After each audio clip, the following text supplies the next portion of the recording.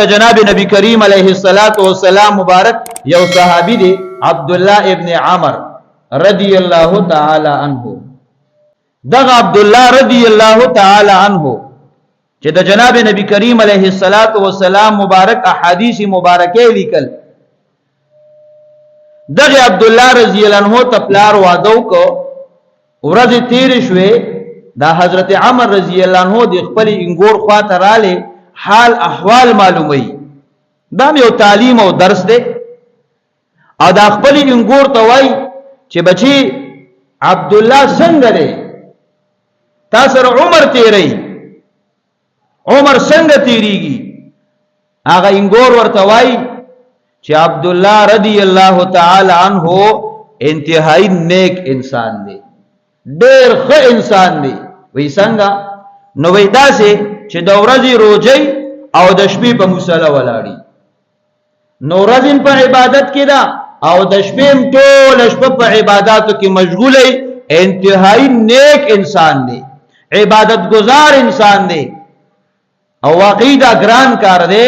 ټول شپه مصلی باندې تیرول عبادت کې او ټول ورځ روزه نیول، دا ګران کار دی. خو عمر رضی الله عنه هم پلارو هغه محسوس کړ چې زما د زوی د ورځې روزه ده او د شپې په مصلی ولاړ دی. بس خبره خلاصه. نبی کریم علیه الصلاۃ والسلام مبارک تراله دا حضرت عمر رضی الله عنه او اے جناب نبی کریم علیه الصلاۃ والسلام مبارک ما خپل بچی ته نکاح کړي، داغه د ورځې او د شپې روټین دادی. جناب نبی کریم علیه الصلاۃ والسلام مبارک پیغمبر دی، پټوله خبره باندې پويږي، دا خبره په جړل او پراز باندې پويږي. حضور علیہ الصلوۃ والسلام مبارک تشریف راوړو او د عبد الله رضی الله عنه خواته کېناس. عبد الله رضی الله تکیا را واغستا او جناب نبی کریم علیہ الصلوۃ والسلام مبارک ته کې خودا او دا ادب هم دی.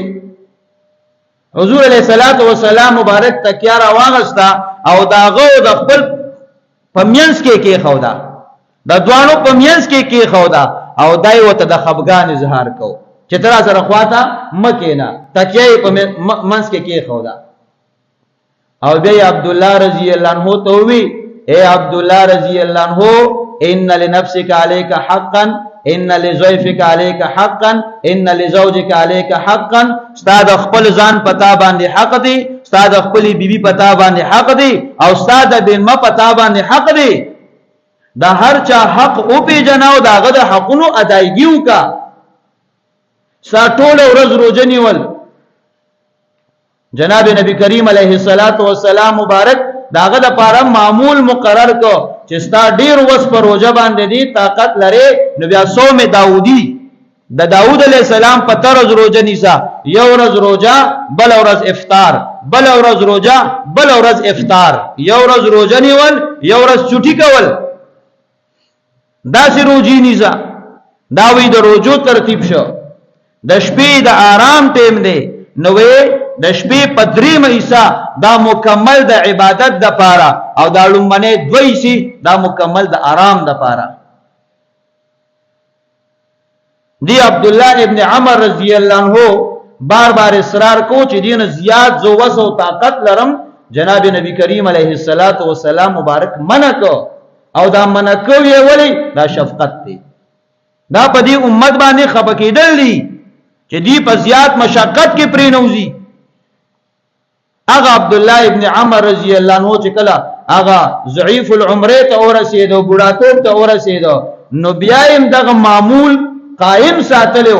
خو په دغه کمزوري عمر کې دا وی چې کاش د نبی کریم علیه الصلاۃ والسلام مبارک کما فیصله او کما رضا او ناغه ته وکتلې وي. زګه په دغه ضعیف العمره کې دغه تسلسل قائم ساتل دا ورته بیا ګران، دغه باندې بیا قائم پاتې کېدې نشو. اگر چې قائم اوساتو او مشکلات ورته. نو جناب نبی کریم علیه الصلاۃ والسلام مبارک په تسلسل سره، په تعامل سره، اهتمام سره، اهتمام د نفلی روزو کړي دي. صحابه کرام نفلی روزي نیولې دي، فرضي خو مخامخالي سي. نو دا ما او تا لپاره درس او سبق دی چې ګوره د نفلی روزو اهتمام هم پکار دی. ورپسې د رمضان مبارک میاشت را روانه ده، دا خو زما او ستا په ذمه باندې فرض دي، نو هغوی د نفلي دومره اهتمام کو، هسې نه زما او ستا نه په دې رمضان په دې فرضي روزو کې ګورې کمې راشي.